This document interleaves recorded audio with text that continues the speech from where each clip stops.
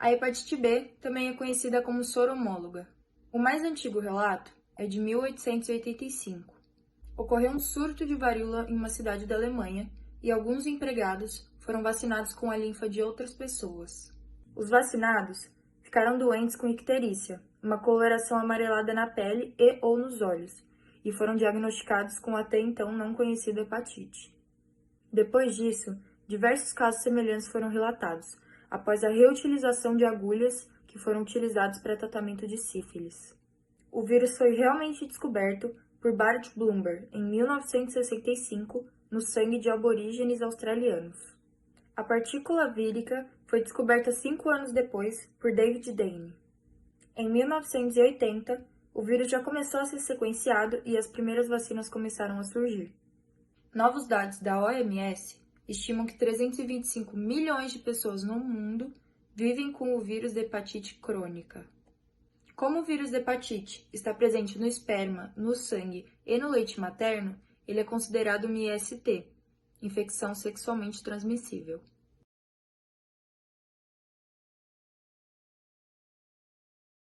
O vírus da hepatite B é o agente VHB. Ele é constituído de ácido desoxirribonucleico e ele pertence à família Hepatinaviridae, onde também estão inseridos outros vírus DNA hepatotrópicos. A partícula de Dane possui 40 nanômetros de diâmetro. Ela pode ser tanto filamentosa quanto esférica e possui um envoltório bilipídico, ou seja, envoltório externo e envoltório interno. O envoltório externo ele contém proteínas antigênicas, que são denominadas como antígeno de superfície do vírus da hepatite B. E o envoltório interno, junto com o DNA e a enzima DNA polimerase, constitui o core, protege o genoma e algumas cópias de enzima transcriptase reversa. Ele possui uma proteína antigênica, que é denominada como antígeno de centro estrutural, e também um antígeno solúvel. Por mais que a replicação ocorra no fígado, eles propagam-se para o sangue, onde as proteínas virais e os anticorpos contra eles são encontradas em pessoas infectadas. O reconhecimento das células infectadas é feito pela detecção de proteínas virais, que são expressas na membrana celular da célula hóspede.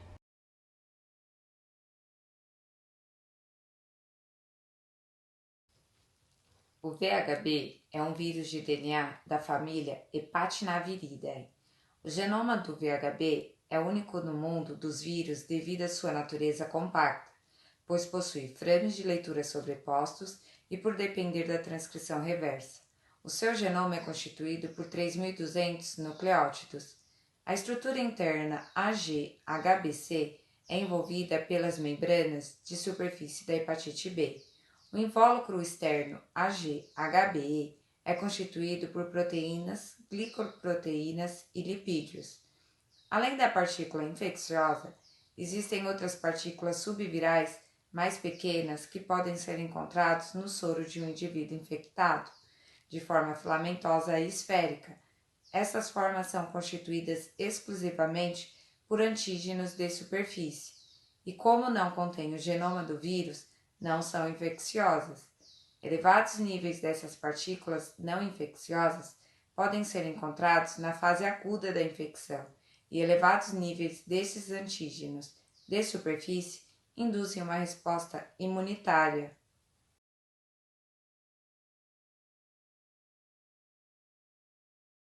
O vírus da hepatite B multiplica-se no núcleo da célula infectada, utilizando as enzimas de replicação de DNA da própria célula humana.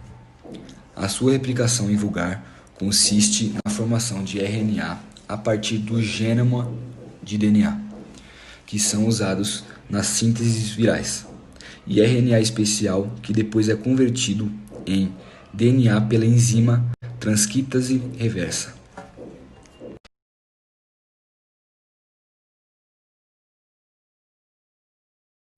O vírus é penetrado pela via oral, que em seguida sofre um processo na orofaringe, sendo incorporado pela mucosa intestinal.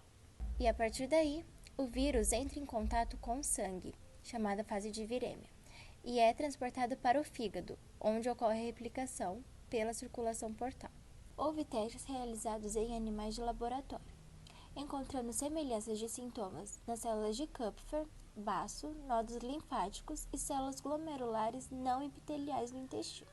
E, por fim, é secretado juntamente com as fezes.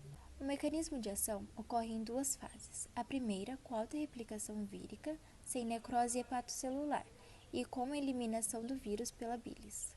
Já na segunda fase, há a diminuição da produção vírica, aparecendo anticorpos no soro e lesão celular.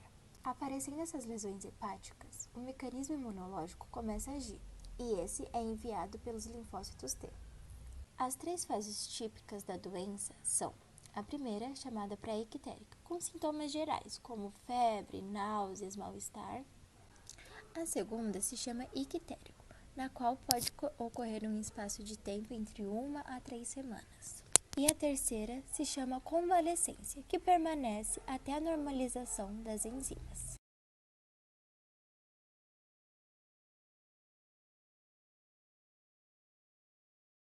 A hepatite B é uma das doenças virais de maior risco na área odontológica, podendo ser transmitida direta ou indiretamente por sangue, saliva, fluido gengival e fluido corporal. É indispensável para o profissional odontológico o uso de EPI, equipamento de proteção individual, e as 3 doses da vacina contra o VHB disponível pelo SUS e para todos os cidadãos, de forma gratuita e acessível para todos. No consultório, tendo foco na higienização das superfícies de contato e a manutenção das autoclaves para uma correta higienização dos instrumentais, sendo necessária uma temperatura de 160 graus ou superior por 1 hora ao calor seco para a desativação do vírus. No atendimento, o profissional deve realizar uma anamnese detalhada, com histórico do paciente, histórico familiar, tratamentos feitos anteriormente e incluindo a terapia medicamentosa, tá? Exames complementares podem ser solicitados para propor o melhor tratamento ao paciente, podendo encaminhá-lo para o médico para o tratamento da doença.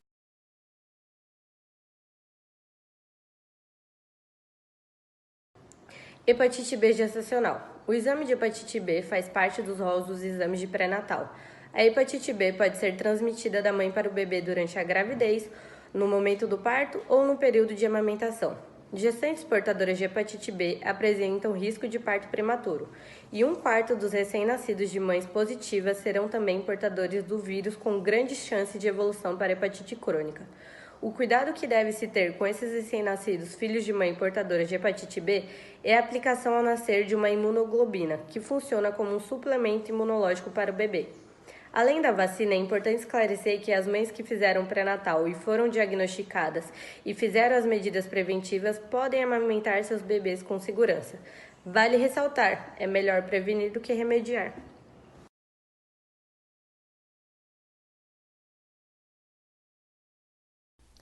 A hepatite aguda é definida por uma inflamação no fígado causada por um dos 5 vírus da hepatite.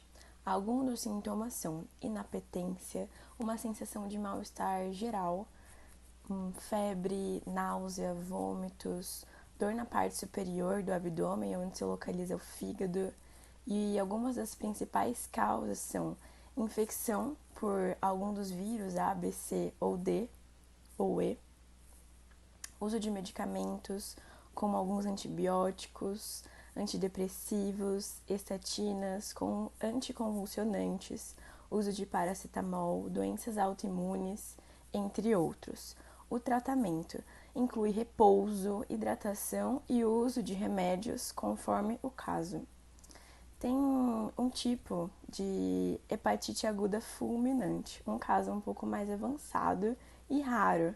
Surge apenas com casos de hepatites que evoluem de uma forma muito intensa e prejudica todo o metabolismo do corpo. Refere-se a uma doença mais grave do fígado, uma das. E os sintomas são parecidos com os da hepatite comum.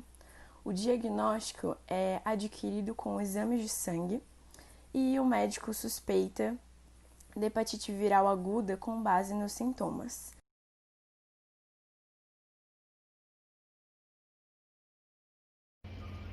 Caso a hepatite passe dos 6 meses, ela deixa de ser uma hepatite aguda e se torna hepatite crônica. De 15% da população que possui a hepatite, apenas 1% é considerado crônica. Os sintomas mais comuns é a falta de apetite, a perda de peso e a fadiga. Só que há também alguns sintomas mais raros, como a artralgia, que são as dores nas articulações, a artrite e a poliarterite, que basicamente é um processo inflamatório presente nas artérias de pequeno e médio porte. Algumas pessoas possuem o sistema imunológico tolerante a esse vírus.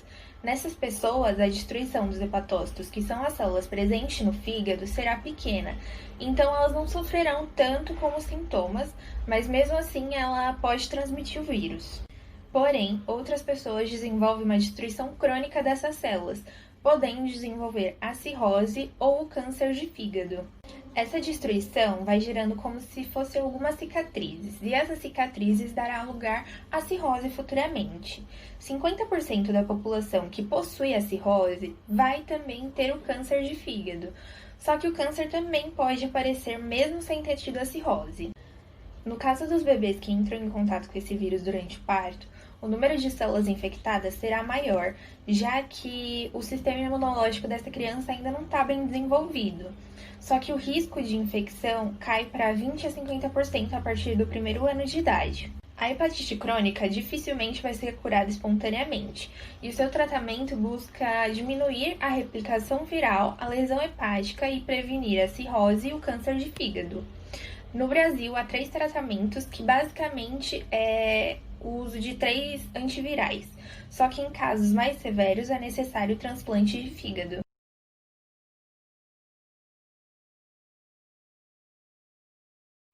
Agora, como se prevenir? Primeiro, não ter contato com sangue infectado, não compartilhar objetos cortantes e perfurantes, não compartilhar seringas de drogas injetáveis e usar sempre preservativos durante as relações sexuais. E quando colocar piercing e fazer tatuagens, tem que usar o material esterilizado. Além disso, a prevenção mais eficaz é a vacina. Bom, a vacina é a maneira mais eficaz de se prevenir contra a hepatite B e ela é administrada de 3 a 4 doses durante 6 meses e ela fornece 90%, mais de 90% de proteção em bebês, crianças e adultos antes do contato com o vírus. Recém-nascidos são vacinados logo que nascem e jovens menores de 19 anos que não foram vacinados têm que atualizar as suas vacinas. Bom, os recém-nascidos cujas mães estão infectadas com o vírus da hepatite B e pessoas com risco de contaminação recebem uma vacina especial. Essa imunização especial contém imunoglobulina contra hepatite B e vacinação contra hepatite B nas primeiras 72 horas de vida. E, além disso, não é indicado a vacinação contra hepatite B para quem tem alergia a leveduras, porque a vacina é feita de leveduras.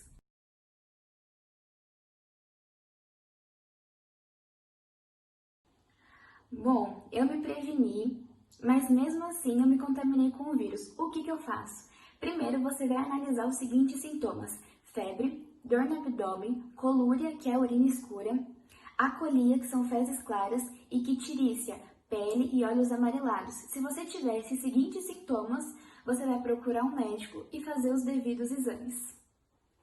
Na sua consulta com o médico, você pode aproveitar e perguntar quais são os exames para a realização do diagnóstico dessa doença.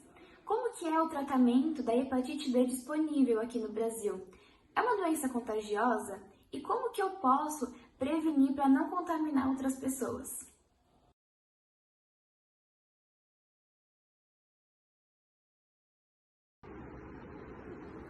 As pessoas de alto risco são usuários de droga, devido ao compartilhamento de seringas e agulhas, heterossexuais e homossexuais com uma vida sexual, pois é um vírus sexualmente transmissível.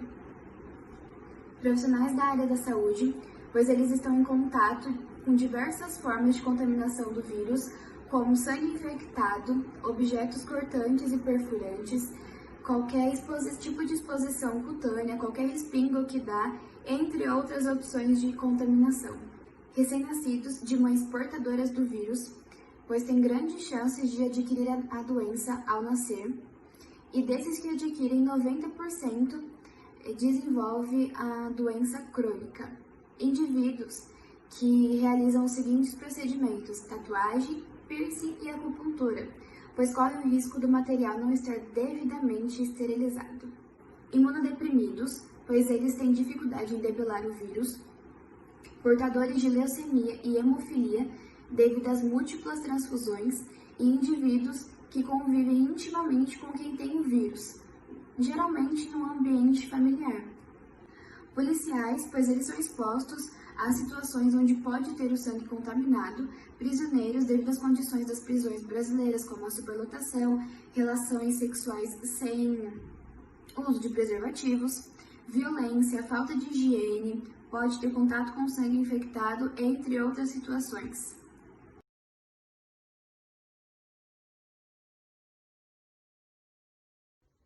Curiosidades. Como saber se eu tenho a doença?